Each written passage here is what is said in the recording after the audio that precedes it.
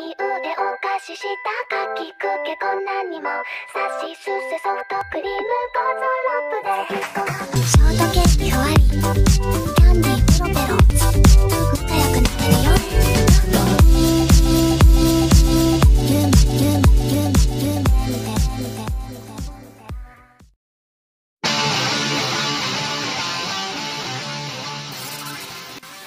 Konnichiwa minasan, kembali lagi di channel Awisora.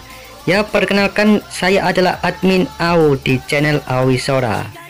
Channel Awisora mempunyai dua admin, yaitu admin AU dan admin Sora. Ya, admin AU adalah admin laki-laki dan Sora adalah admin perempuan, yaitu kakak saya. Kali ini saya mencoba membuat konten tentang rekomendasi anime. Ya, sebelumnya saya sudah membuat konten-konten, tapi ya begitu, tidak memuaskan. Tapi kalian boleh melihat konten-konten saya, karena konten-konten saya dijamin menarik. Tapi sebelumnya saya minta maaf. Kenapa? Karena ya suara saya agak gugup begitulah ya. Ya maaf lah ya, soalnya pertama kali membuat konten seperti ini. Hehe. Oke, tanpa panjang lebar, mari kita ke list berikut ini.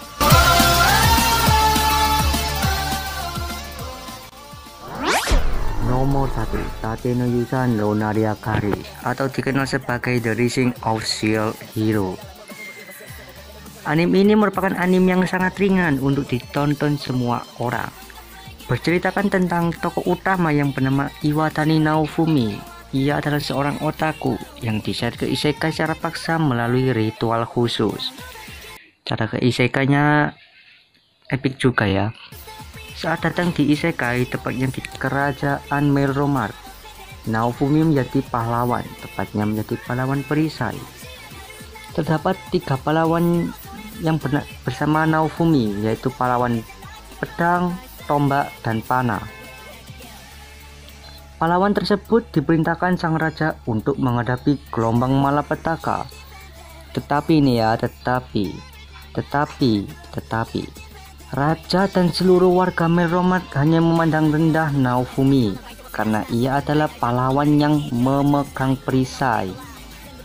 Generasi sebelumnya pun memandang rendah perisai. Sebelum menghadapi gelombang tersebut, mereka melakukan leveling dengan satu timnya.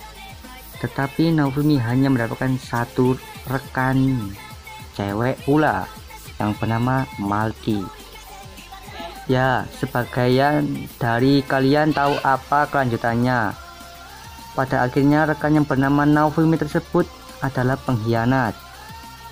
Cara mengkhianati Naofumi dengan cara manis, yaitu menuduh Naofumi dengan cara memperkosa dia. Ya, padahal Naofumi tak melakukannya. Akhirnya dia dipandang jelek oleh seluruh warga Meromar. Sudah dipanggil jauh-jauh, pas datang malah dikucilkan, kampret bedah. Untung aja ke isekainya dengan cara ritual khusus, bukan dengan cara mati tertabrak truk atau mati terkena petir dewa. Pada akhirnya Naofumi memutuskan untuk mencari timnya sendiri, leveling sendiri, hidup sendiri. Kasihan bedah jomblo.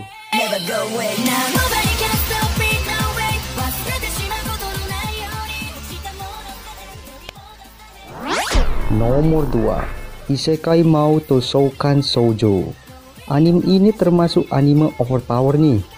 Menceritakan Sakamoto Takuma, seorang hikikomori yang kerjaannya hanyalah bermain game di kamarnya. Suatu hari, si Sakamoto tersebut dipanggil ke isekai.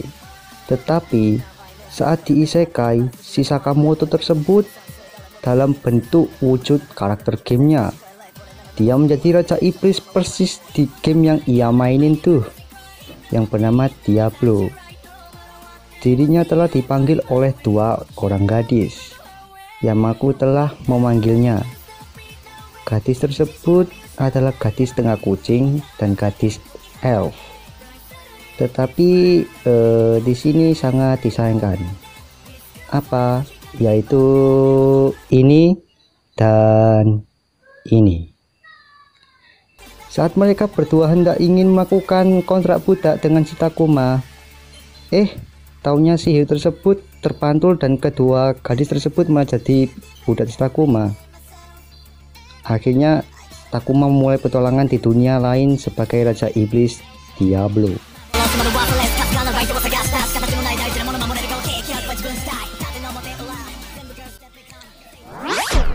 Nomor 3, Konosubarashi Sekai ni Shoukufukuo atau disingkat dengan Konosubarashi. Anime ini termasuk anime hard comedy, cocok untuk kalian yang lagi di kamar sendiri, jomblo, dan boring atau tidak ada hiburan. Berceritakan tentang MC yang bernama Kazuma yang masuk ke isekai karena mati konyol ingin menyelamatin cewek yang hampir tertabrak. Bukannya nyelamatin, malah ia yang mati karena terkejut dan ngompol di celana.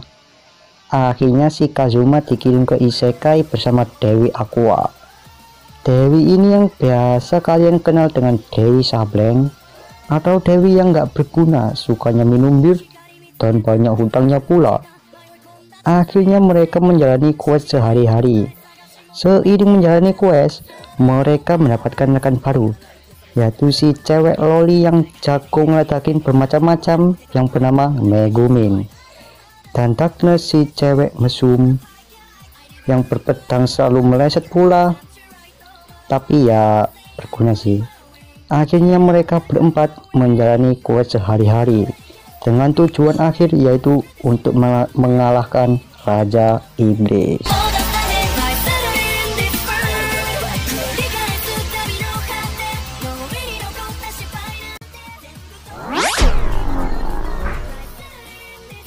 Sebagian dari kalian sudah tahu anime ini.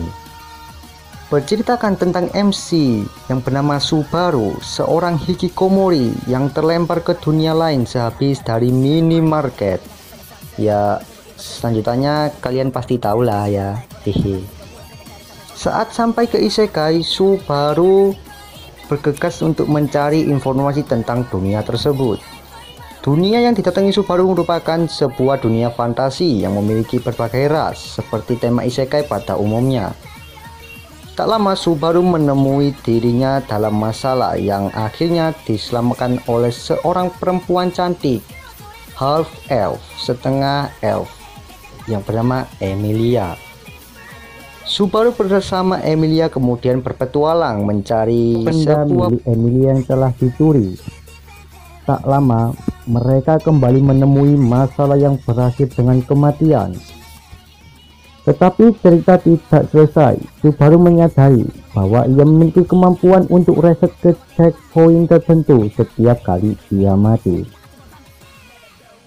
Dunia yang Subaru datangi jauh lebih serius, mempunyai berbagai macam konflik dan peristiwa.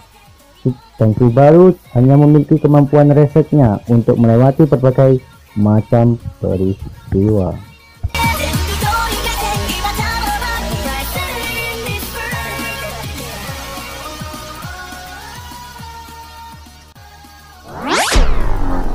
Nomor 5, Angel Beats, menceritakan MC yang bersama Otonashi Yuzuru yang terjebak di dunia afterlife-nya.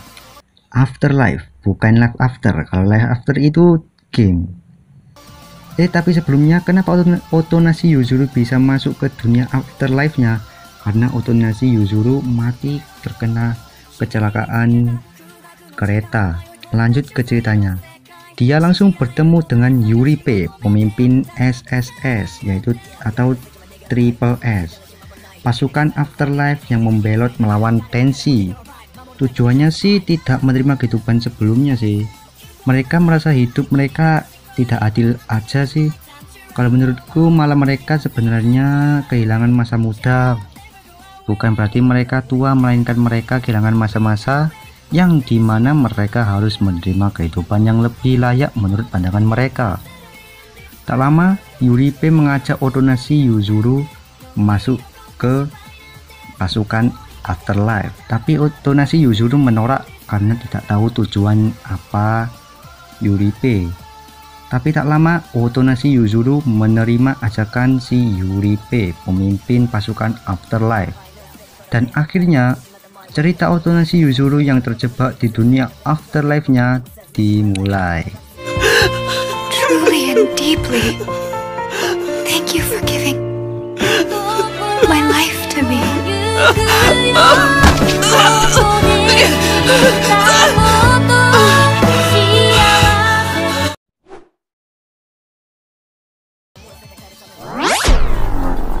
Nomor 6, Isekai wa Smartphone. Ya ini ya termasuk anime overpower lah ya mau gimana lagi ya, rekomendasi anime isekai ini ya. Menceritakan karakter utama dalam anime ini yaitu Toya yang sudah meninggal dunia karena petir Tuhan yang nyasar petir Tuhan bisa nyasar gimana ceritanya, dan bertemu dengan Tuhan, diberi kesempatan untuk hidup di dunia lain. Dalam dunia ini dia diberikan kekuatan oleh Tuhan, kekuatan magic yang besar, dan dia diberi satu di mana dia boleh membawa smartphone-nya. Mantep bawa smartphone di isekai. Dengan semua fungsinya pun ia dapat berjalan walau tanpa wifi, dan dia dapat menghubungi Tuhan dalam kontaknya. Bisa WA-an, overpower bedah. Dalam perjalanannya dia bertemu Linze dan Elze yang membuat mereka menjadi satu tim untuk menjadi seorang petualang dan menjalankan misi-misi. Seiring menjalani misi-misi, Toya diajarkan kekuatan magic oleh teman-temannya dan mendapatkan rekan-rekan baru untuk menjalankan petualang dan misi-misi Toya.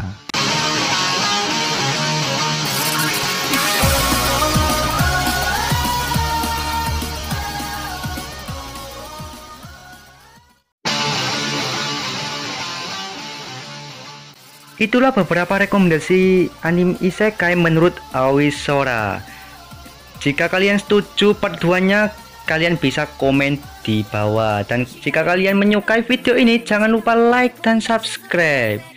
Oke, sekian dari saya, admin Ao. Bila ada salah kata dan suara saya agak malu-malu gitulah ya, mohon maaf. Maaf sebesar-besarnya. Saya admin Ao dari channel Aoi Sora. Salam siat, sampai jumpa lagi ke konten berikutnya. Salam langit biru, bye bye.